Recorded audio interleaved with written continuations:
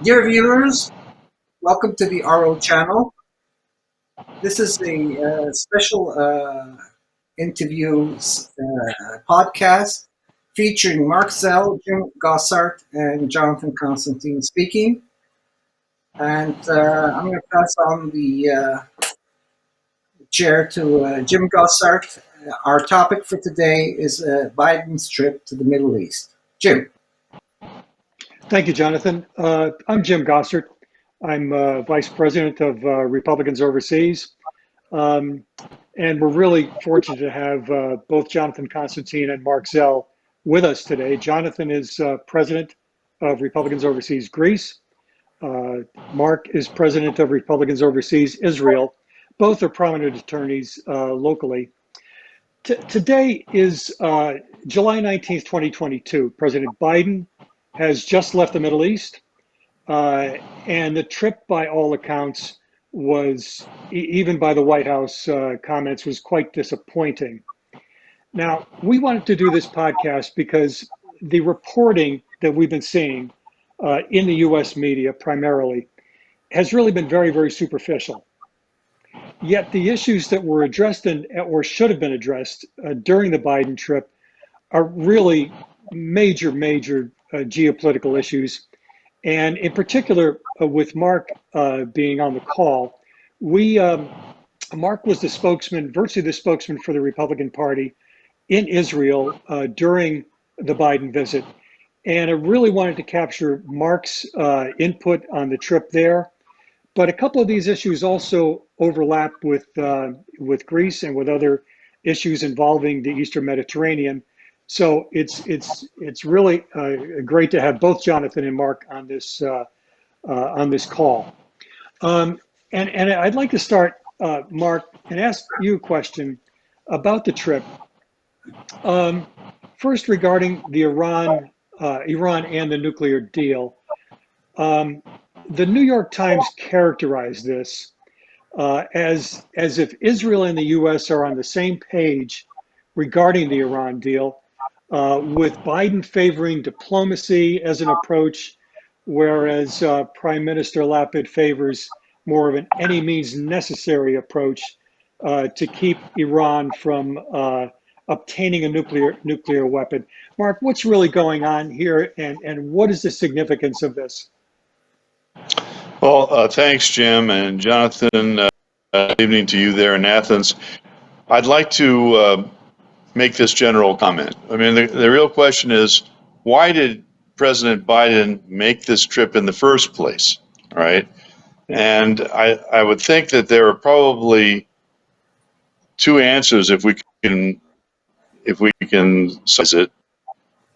The main purpose of this trip had to do with Iran, really. It had primarily to do with the Biden administration's attempt to deal with the crisis caused by the spike in gas prices and the cancellation of American energy independence. The idea was to go to Saudi Arabia primarily. That was the primary focus of the trip, to persuade the Saudis to increase their output, their production, so as to allow a greater inflow of crude oil into the United States, and thereby reducing gas prices. You can't talk, however, about the Middle East without talking about Iran, because Iran is, and the threat that Iran poses to Israel and to the Arab states, and generally to all the states here in the Middle East, is really the foundation upon which President Trump in the prior administration reconfigured American foreign policy and the geopolitics in order to create the foundation for what we all know as the Abraham Accords, a revolution in Middle East diplomacy, which during his administration bore fantastic fruits as Israel normalized relations with Bahrain, the United Arab Emirates, with Morocco and Sudan, and opened a channel, an overt channel, to the Saudis. The hope was that had Trump been reelected, that the relationship with Saudi Arabia would be added to the Abraham Accords. Those agreements exist only because all the nations in question have a common adversary. That's Iran.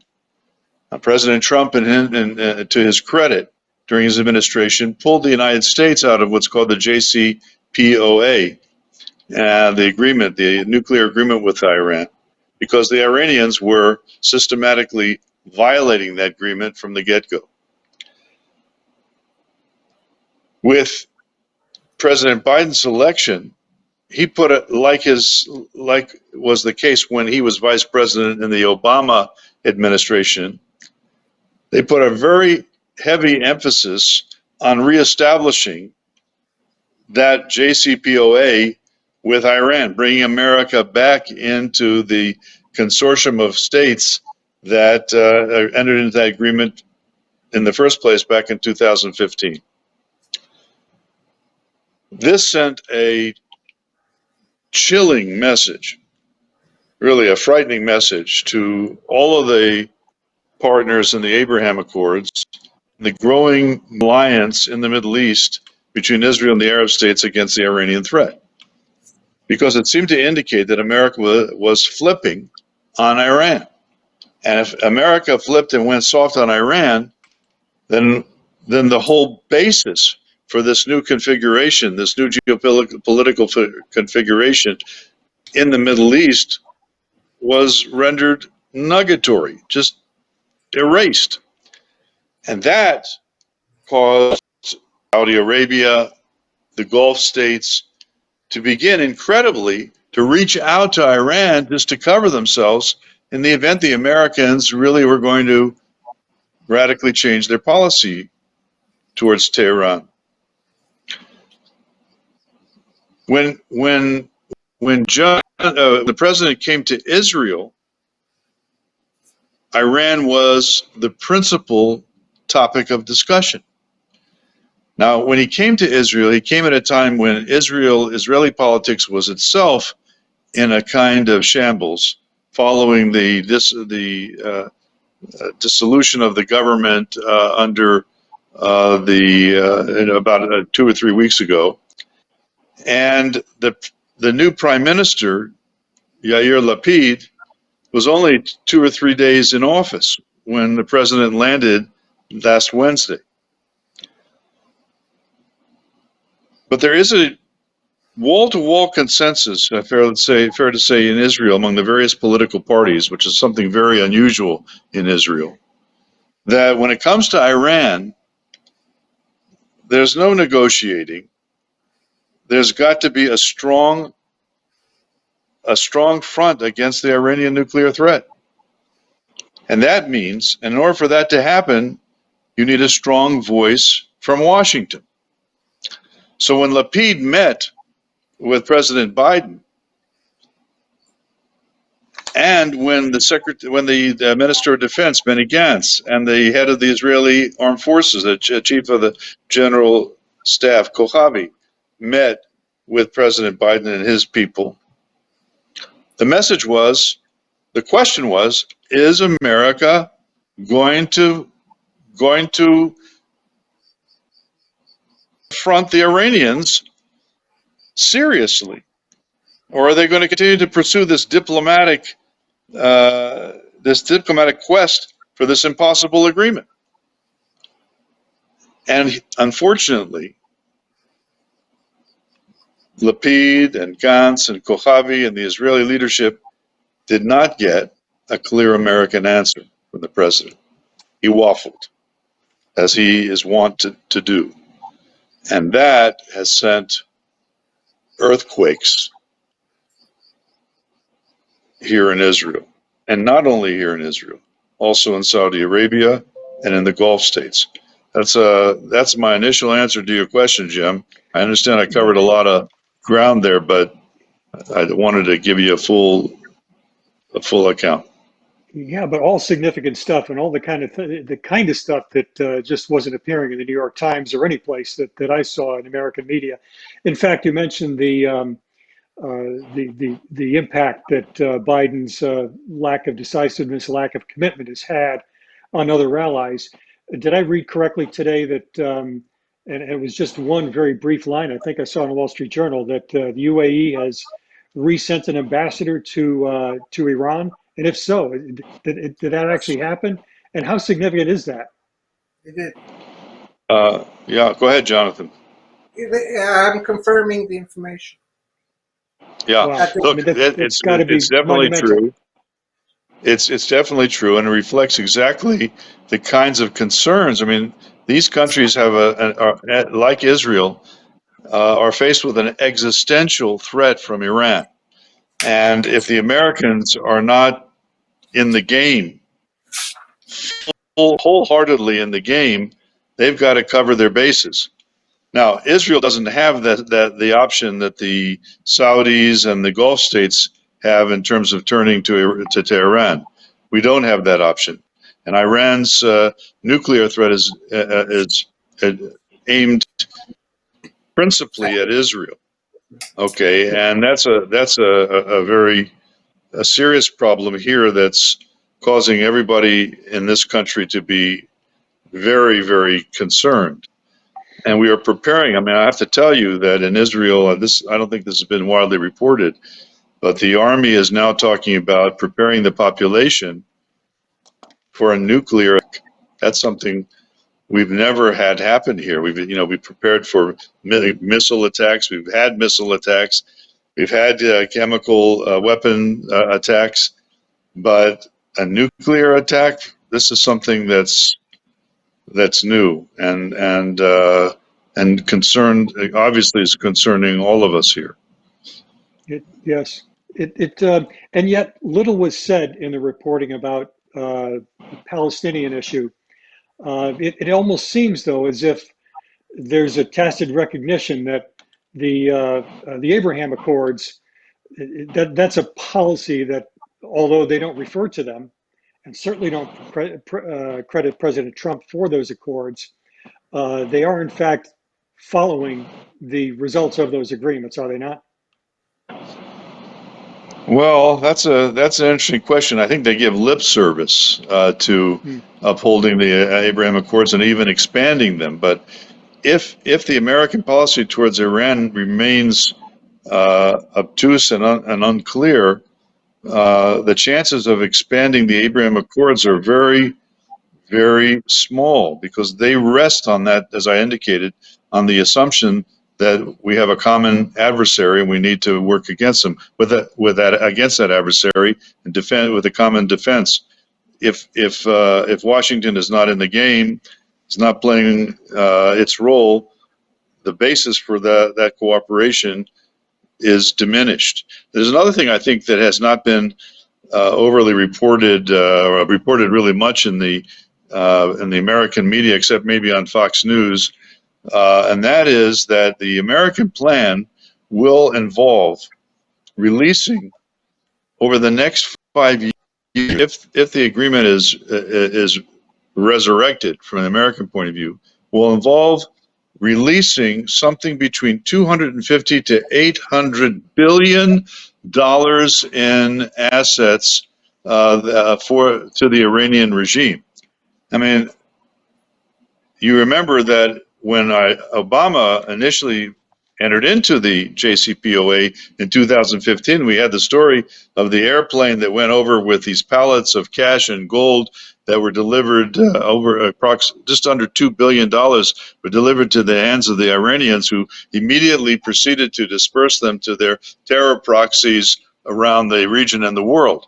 Can you imagine what would mean if that kind of money of just under $1 trillion is put in the hands of the premier terrorist state in the world? I mean, it's mind-boggling. That That's alone one is thing. staggering. That one term alone is it boggles the mind. But in fact, the terms of the Iran nuclear deal, as we understand it, is full of. I mean, it's one of the worst, most one-sided deals that Well, that you could imagine. I mean, the IRGC recognition, for example. Uh, Holy cow!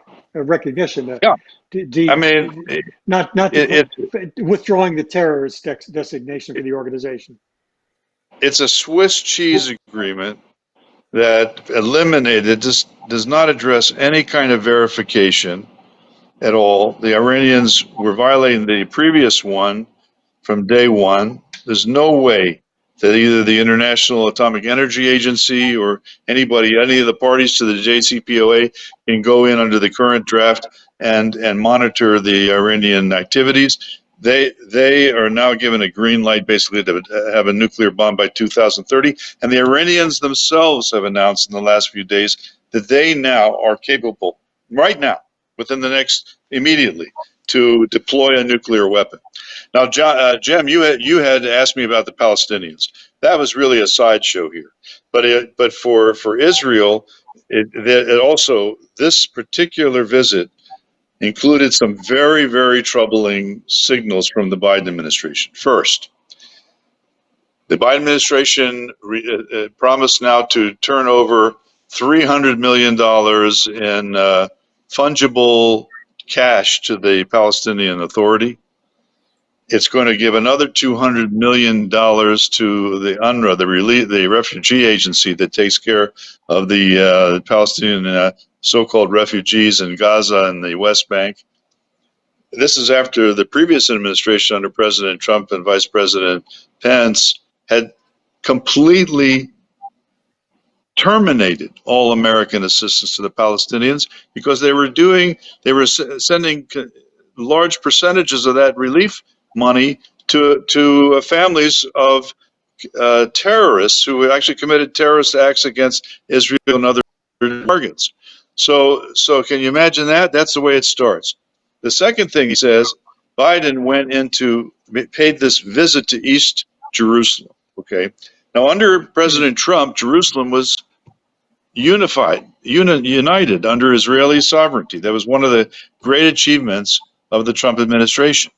And President Trump never visited the Palestinian contingent in Jerusalem. It was always outside of Jerusalem, Bethlehem or maybe Ramallah, I don't remember. Bethlehem certainly. But Biden paid what he called a private visit, which is a bunch of hokum, to the Augusta Victoria Hospital in East Jerusalem, which is under Palestinian control, Palestinian administration. And when he drove there in the Beast, this Cadillac that he brought I think a whole convoy of these things.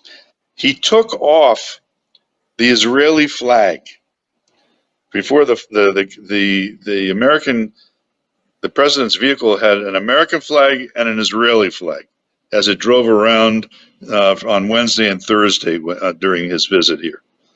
When he went Friday morning to the east to Jerusalem, which is part of Israel under Israeli sovereignty, he took off the Israeli flag. Moreover, when the Israeli government said, we would like to send a representative of the government along with you to the visit to Jerusalem, to East Jerusalem, the Americans said, absolutely not. Another slap in the face.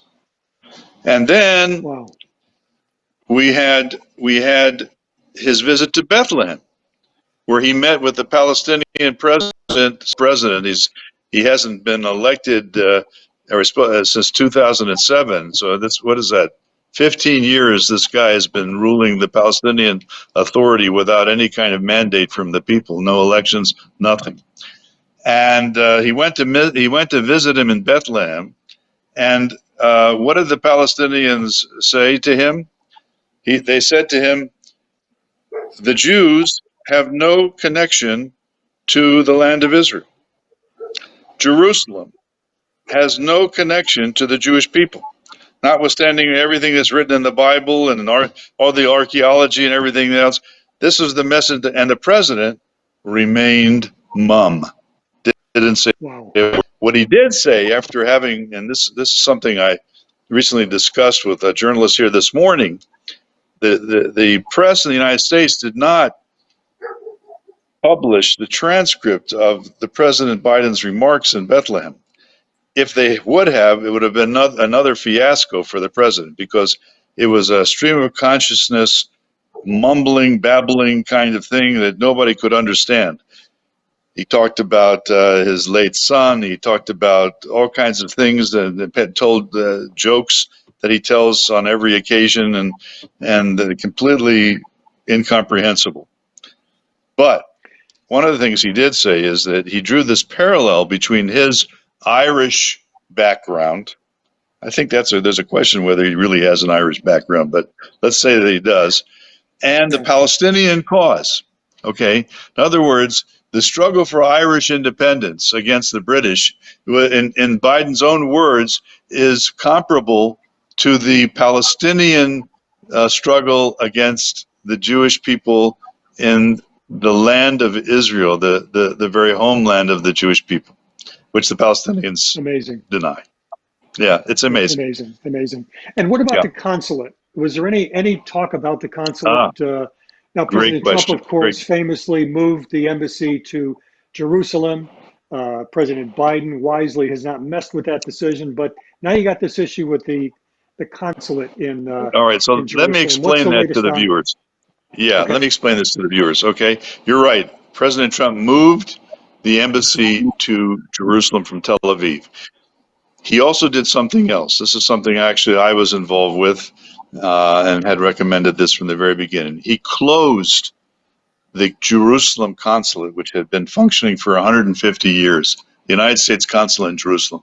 And since 1967, the Jerusalem consulate was basically a U.S. embassy to the Palestinian, to the PLO, Palestinian Liberation Organization. Okay, and it did not report to the American ambassador to Israel. It had a separate chain of command, a reporting uh, uh, a reporting system directly to the State Department in Washington with no connection to Israel. And so when President Trump decided to move the embassy, we strongly encourage him, and he did, close the consulate and make the American ambassador to Israel the sole point of contact for all affairs that concern the land of Israel, pre-67 Israel, Judea and Samaria, the West Bank, Gaza, and so on. And that's what it was on January 20th, 2021. When Biden came in, and he promised to do this during the election, and he appointed Anthony Blinken to be a Secretary of State. They decided they were going to reopen the Jerusalem consulate. Now, what does that mean? That's a direct statement that Jerusalem is no longer the capital of Israel. It's open for negotiation, right? Something that we thought that had been finally settled by the Trump administration. The whole plan to reopen the consulate was an attempt to negate that. Now, one of the things that we did, I was involved with it along with many people here, was to get the Israeli government under international law not to agree to the reopening of the American consulate in Jerusalem. And fortunately, one of the few things that the Israeli government, which has now been dissolved, did was to resist this, and the Americans pulled back. They didn't say they weren't going to give up on doing this. What they did is they came up with a ruse, kind of a subterfuge. And what was that? They were going to now create something called the Office of Palestinian Affairs, okay, in Jerusalem, put it in its own house where the former consulate was based, and upgrade the diplomatic person. He was a White House guy called Hadi Amr, I think is his name. Upgrade him to ambassadorial status, right, without getting the Israeli approval, and thereby do what they do by indirection what the Israeli government and the American government couldn't do by direct action, by reopening the consulate. And Jake Sullivan, the national security advisor, and Anthony Blinken, the Secretary of State, talked about this consistently, both on the plane over and while they were in Israel. The president didn't say anything about that.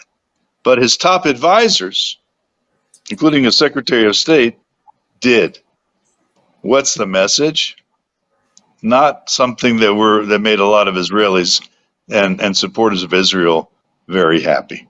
And all And again, like, another issue that has not been reported in the U.S. media. there Not you to go. that depth, Mark. Not to that depth. This is amazing stuff. I'd like to change gears just a little bit because energy certainly was a major topic of. In fact, it was the Jim, principal reason. Jim, may I interject here?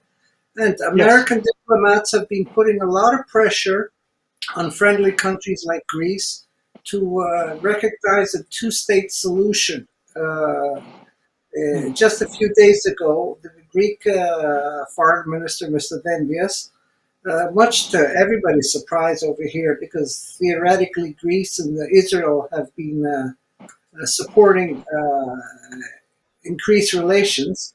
Mr. Dendias, at the bequest of the American ambassador, the outgoing American ambassador, announced that Greece is steadfast in favor of a two-state solution in Israel, and then naturally that Greece would never be thinking of opening up an embassy in Jerusalem, something which is a sore point in Greek-Israeli relations. But this was not a decision of the Greek government. It was forced upon them by the United States, the Greek desk of the State Department.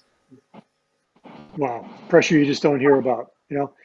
If I may, I'd like to change the topic to energy. It was the single most important issue that was on the minds of the Biden team as they went to the Middle East. But there's, and I want to start it really with Germany and the EU because they're facing potential catastrophe over Actually, the. the Russians have already closed down Nord Stream 1 as well. And They have. Will it reopen? Everybody's got their fingers crossed that they will. No, But you know what no. what Germany has done? Yeah, I kind of have to agree with you guys. But what Germany has done, I would give them credit for jumping on doing certain things that otherwise would have been very unpopular until recently. They have leased some LNG platforms, floating FRGUs, I think they're called FGR. They've approved the construction of LNG permanent terminals. They're engaging in long-term gas agreements with, I know, one with the United States. I think there's another with Azerbaijan, if I'm not mistaken. Long-term agreements which fly in the face of what the climate, you know, uh, Fanatics. what the climate lobby, the climate Yeah. lobby, climate fanatics are pushing not to enter into any such long-term agreements because we're going to get rid of fossil fuel in 5 or 10 years. So there's a recognition on the part of Germany that natural gas, fossil fuels are going to be here to stay. And can I yet, can I there interject? doesn't seem to be any. Yeah, let me just finish the question, then, because I want to ask you this one primarily, Jonathan.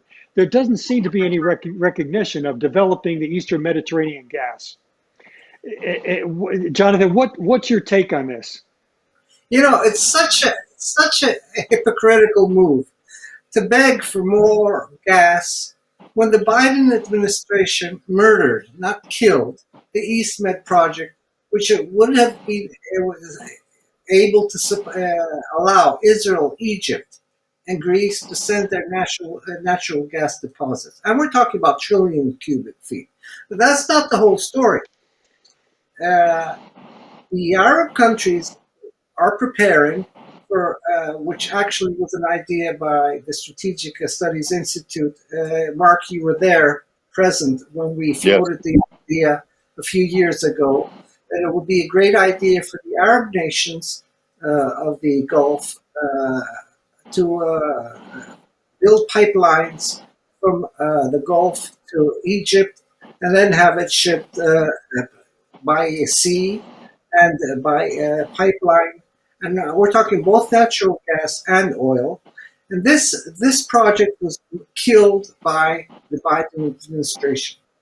Now, the reason being for that, and this is a fact which I will present to you, the Biden administration has a lot of people in it that are active supporters of the Muslim Brotherhood.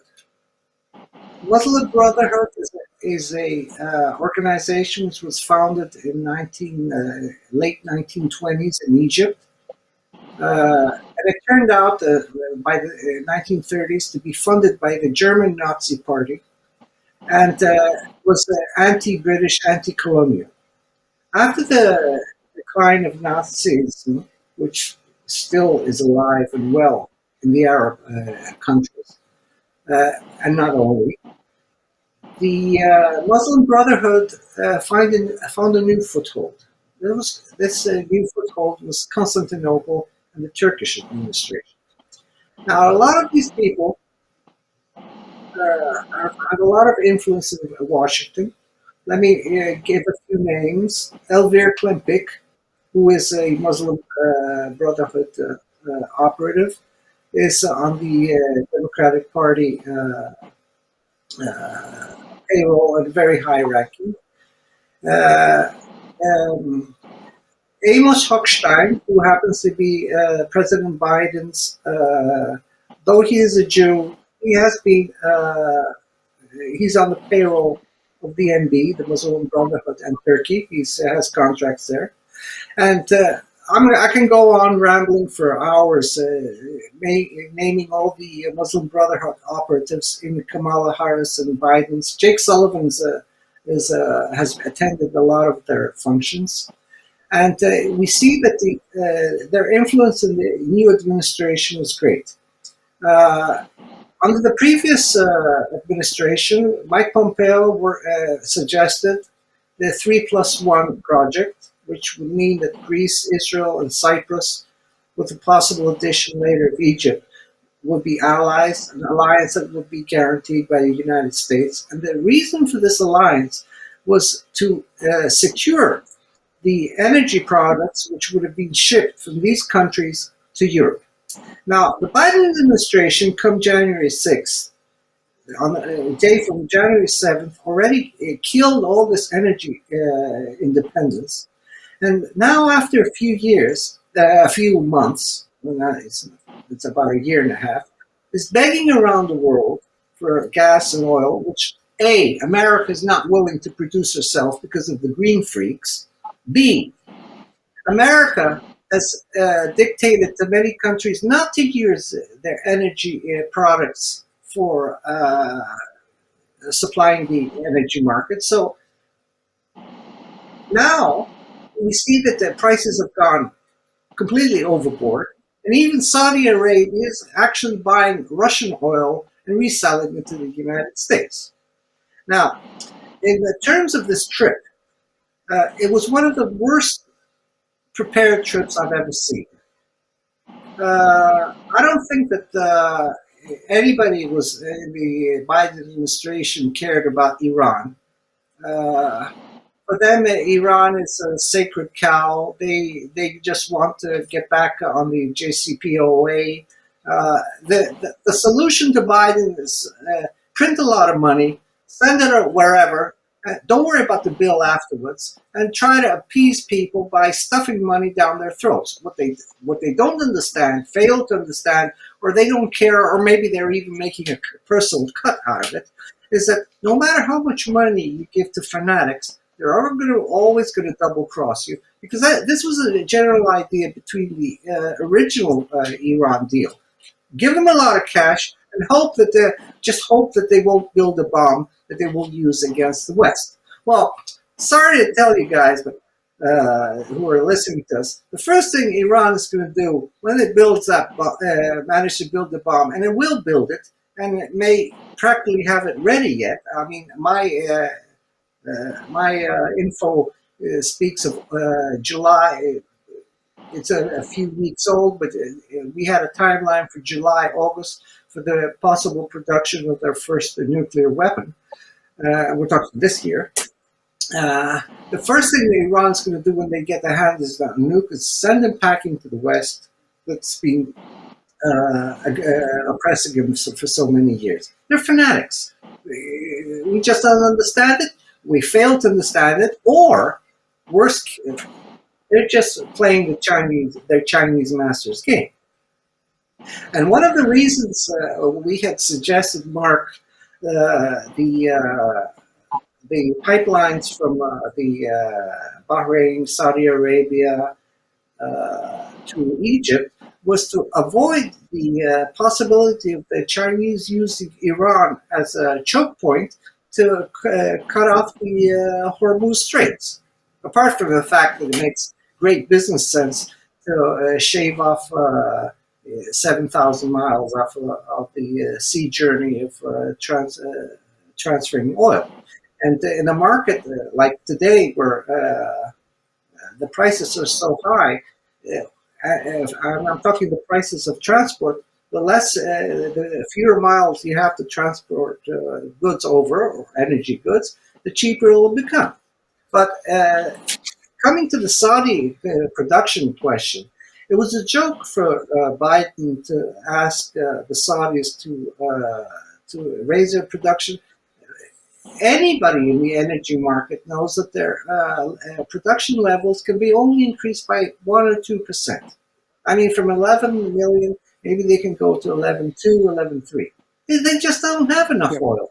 America, on the other hand, has huge amounts of oil, which the green freaks are stopping the administration from drilling.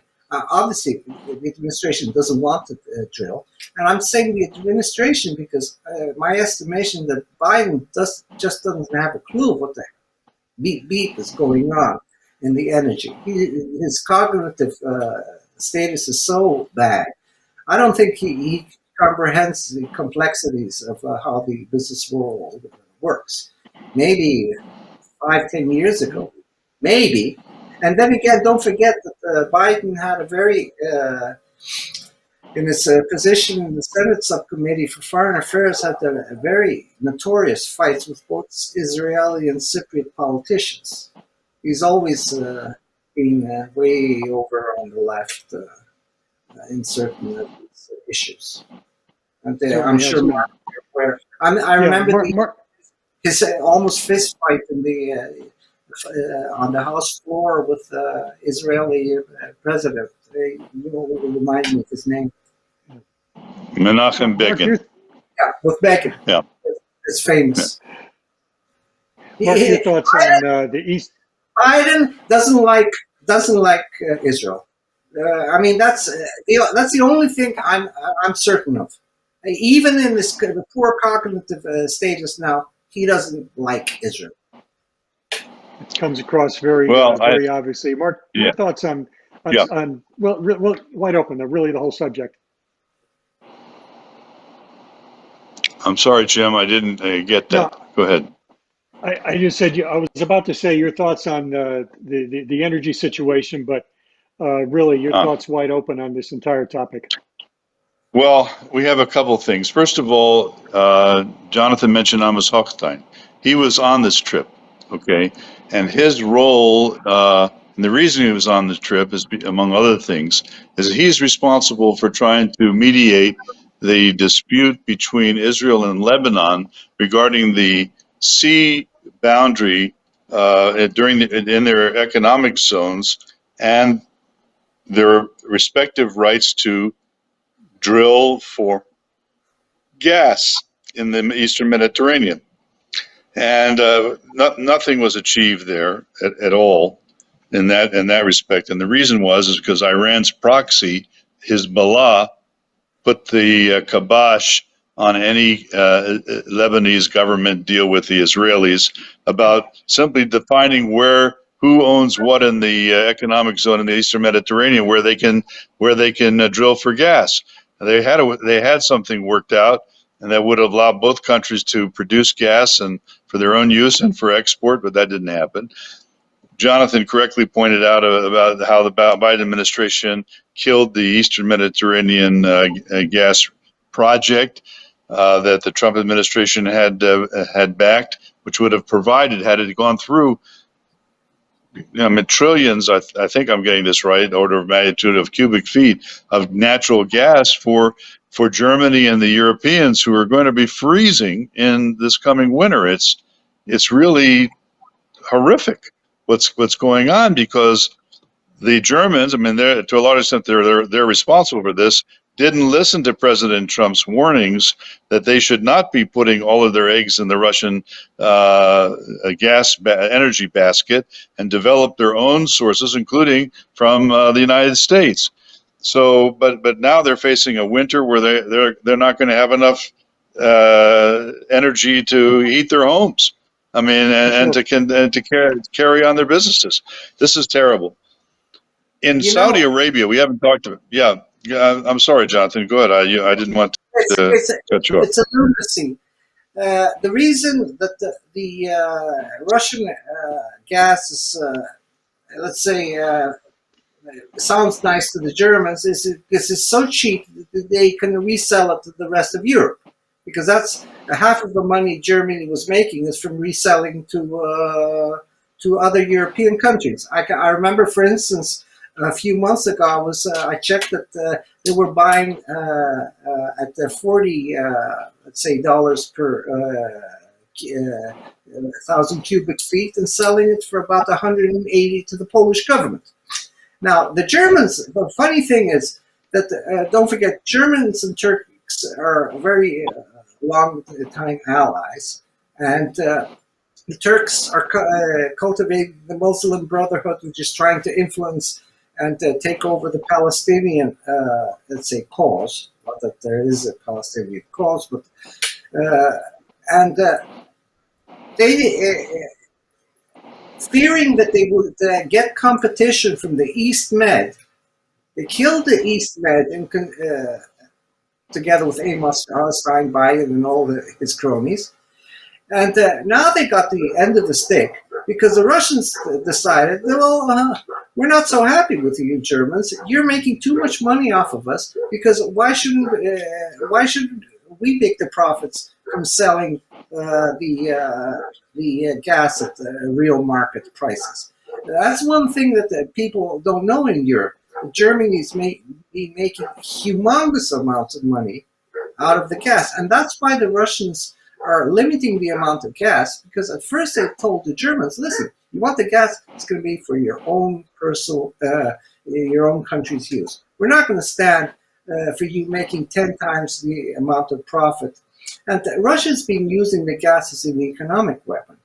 And very, very, very successfully, because they've financed the whole war and 3 times over by the record amounts of profits. Yeah, I want to mention something about the Ukraine war too, Jonathan and Jim.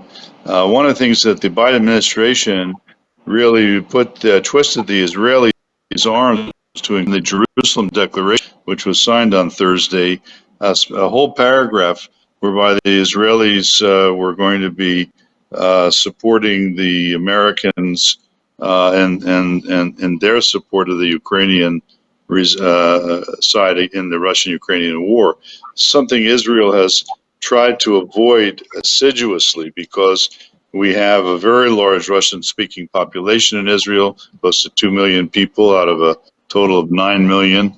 And we have also very close ties with economic and other ties, cultural ties with Russia, which is based on the fact that we have hundreds of thousands of Jews living there. The Russians have retaliated against the Israeli government by shutting down all the activities of the Jewish Agency, which takes care of the Russian Jews in Russia, and other things, in order to retaliate against Israel's support or leaning to the West. I think we also ought to talk about the Saudi visit, Jim, if Yeah. with your permission. There was a lot of attention in the United States media given to what I would consider really kind of a silly aspect. You know, the fist bump that Biden exchanged with Mohammed ibn Salman. Yeah, ibn Salman, the crown prince, who was responsible apparently for the murder of the Washington Post reporter, an American citizen, this Jamal Khashoggi, in Turkey. And not only the murder, but the dismemberment of his body and everything else. And Biden had been, during the campaign, had made these very, very powerful statements about Saudi Arabia being a pariah state and how he would never have anything to do with him because of this murder and so on. And here he is, kind of limping over to the crown prince, doing his fist bump, and which a lot of people interpret as being even more intimate than a handshake, and and the whole and then claiming, apparently lying about the fact that he raised this issue with the Saudi crown prince, that is the Khashoggi murder and so on, and that turned out to the Saudis completely denied that. So this on its face, in addition to the fact that he didn't get any kind of Saudi concessions regarding increased production, and as Jonathan indicated, not that the Saudis could have in any significant manner in any case, but he embarrassed himself, and he embarrassed the United States, and he embarrassed the American people, and came back to Washington with absolutely nothing from his Middle East visit, and contribute. And what the greatest crime here, in my view, that's is that in communicating it, because he failed and because he embarrassed himself and the American government, he is encouraging America's adversaries, and whether it be China or Russia or North Korea or Iran, or Venezuela. I mean, this is the part that really is painful as an American citizen, that to see our president so helpless, okay, so hopeless, as he tries to make this, as Jonathan indicated, this poorly planned major trip abroad, only to come back not only empty-handed, worse off geopolitically and politically than was the case when he left. It's unpardonable. For sure. I think Mark and Jonathan, the stuff you guys are bringing up is amazing. I can tell you it goes into way more depth than what is being reported here. Jonathan, if I may, go ahead. Before you ask me that question, in my term as being a political analyst, apart from my normal job, I always check with politicians to find out who their advisors are. Rarely do you get a politician being able to fully comprehend all issues. And basically, any person in a position of authority is based on the information relayed to him by his inferiors, subordinates. So, apart from the fact that I feel that Biden is in no position to make a informed decision, and as the fact, as you were saying about the Khashoggi, I don't think he even remembers all the things he said about Khashoggi. I mean, the guy doesn't remember where he was in the morning, much less he. But that's a different story. So when I see all these advisors who are, I wouldn't hire as an assistant to my gardener. I mean, these guys are just woke trash. They don't know almost anything about. I mean, I remember Blinken being ridiculed by the Chinese on his first conference in Alaska, and make the comparison to Mike Pompeo's team and the Trump team. I mean, how different the people were. I mean, you had the best of the best, and here you have the woke of the worst.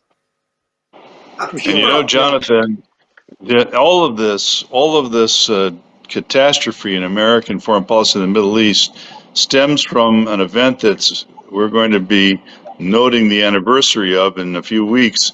This retreat from Afghanistan. From Afghanistan. Boy, that is what gave it wasn't the retreat. It was a panic route. It was a route. A route, okay. That leads right into the question I wanted to ask. He left background airbase to the Chinese, and that was a route. $90 billion. Let me ask, we've been online here, I think 35, maybe 40 minutes. I want to 50 ask minutes. I have both a of you time. a similar question. Oh, okay. Uh, the issue really, and this may be a good point to wrap, but see what you guys think. I want to ask each of you to comment on a quote from the Wall Street Journal today, because it speaks to the issue of trust and credibility of the United States. Mark, really, both of you have touched on this in different ways. So I'm quoting from an op-ed titled "Biden Should Have Stayed Home." It is written by Karen Elliott House, July 19, 22. She writes, "This trip was worse than a missed opportunity. It damaged U.S. security interests in the Middle East by heightening to the world that neither Saudi Arabia nor other Gulf states trust the U.S. enough to make any sacrifices to renew badly frayed relations. In a speech to Arab leaders, the president proclaimed, 'We will not walk away and leave a vacuum to be filled by China, Russia, or Iran.'" She goes on to say, to your point, Jonathan, "That fell on doubting ears from a man they watched walk away from Afghanistan." Jonathan, what do you think about that? And Mark, what are your comments on that? I think the whole question of what has this trip done to trust and credibility of the United States? Well, I'm going to give an answer figuratively. I'm going to kind of do this, Biden, or shake hands with the air. American credibility is below zero. It's below zero because people in Asia, in Europe, maybe not a liberal woke Europe, see crazy pictures like certain doggy style ministers or functionaries, and everything is about wokeism, about trans rights, about whatever, and nothing is about the American power, whether it's military or economic. They see the American military doing transgender studies and woke CRT agendas. They don't see Americans actually fighting and projecting American military presence. Actually, what they see is America with running away from each issue with our tail between our legs. So, if you ask me, as a citizen of the world, as a European, but as somebody who knows the Middle East quite well, the Arab world, nobody respects America. It's something that has been coming for the last year, and this trip really made things worse. But having said that, I mean, this administration is doing whatever it can to tarnish the American power issue. And the Ukraine war is another show of how poorly and no, nobody has thought out the consequences of our action. Politics, real politics, have actions and reactions. It, Politics is not a baby carrying a gun and shooting off and trying to impress its kid friends. Things are much more complicated, and unfortunately, all the people that realize the complexity of all these issues have been replaced with woke fanatics. Mark. I think it's worthy, Jim and Jonathan, to note that today, July 19th, is the anniversary of the American landing on the moon in 1969 with Neil Armstrong and Buzz Aldrin, Mike Scott. Uh, that was at a time of American greatness. In fact, throughout most of the last 100 years, America has been really a light unto the nations of the world, a protector of freedom and democracy, of struggling against communists and other totalitarian regimes. This has been the America that the world looks to. This is why millions of people, are coming illegally states of this American dream. Now we have to get that control. But today, within a very short period of time, 18 months, it's almost incredible to to think about this, this president and his Democratic administration has weakened the American society, American economy, and for our purposes, Jim, America's standing in the world. We are a laughing stock, and we are not generating trust and confidence among our allies like Israel and the Gulf states and Egypt and Taiwan and friends all over the globe on American leadership, but are seeing American retreat, American weakness. And this, and I'll close with this, Jim. We have elections coming up in just a few weeks, really, in Yep. November 8th, and where the American people will be able to have a say in who is now going to be controlling the House of Representatives and the Senate of the United States. After all the silliness that's going on, all this, as Jonathan pointed out, all this woke fanaticism and this climate fanaticism and ideological policy making that's just ignoring the needs of ordinary people, both within and without the United States. Our chance, the one chance we have now to begin to set the stage for an American comeback. And here's what I believe. I believe in America, Jim. Even here in the Middle East, we look to America and we believe in the strength of the American people and the wisdom of the American people. And I believe that in November, they are going to step up and take the future of America into their own hands, recover the Congress, and put it in the hands of the Republicans so that we can begin to put a stop to all this craziness that's been going on this week in America, at home and abroad. Thank you, Jim. Terrific, Mark. Yeah, terrific, Mark and Jonathan. You know, I think we all believe in the strength of the United States of America. We all believe in this great experiment that is the United States of America. Our best days are truly in the future, and I think this is a good point to remind and ask all the hopefully the many overseas Americans living abroad who are going to be watching this. It's not too late for you to register to vote. It is not too late for you to make a difference in November and help stop what's happening here. Get in there and vote for your Republican candidates. Let's get the House and the Senate safely out of the hands of the Democrats who are really on a track to ruin our country, and let's set the stage for a return of the White House in 2024. Jonathan and Mark, thank you very much. Jonathan, let me turn it back to you. Yes, thank you, Jim. I would like to commend Mark on the lunar expedition and the memory. To go to the moon, my friends, you got to know math. But in modern America, math is racist. So if math is racist, we won't be going to the moon. We won't be going to other continents. We're going to end up in the dark ages with these climate woke freaks. Yes, go out and vote. If you haven't registered, register. Mark, Jim, in our respective territories, and all the Republicans overseas, we're here to help you. Register. Whatever you need, we're there. In November, we want Make America Great candidates in the House, in the Senate, in the local authorities, in the state senates, in the governors. We want those MAGA candidates getting rid of this craziness, which is turning America into the new Uganda. I mean, Uganda is more respected than America.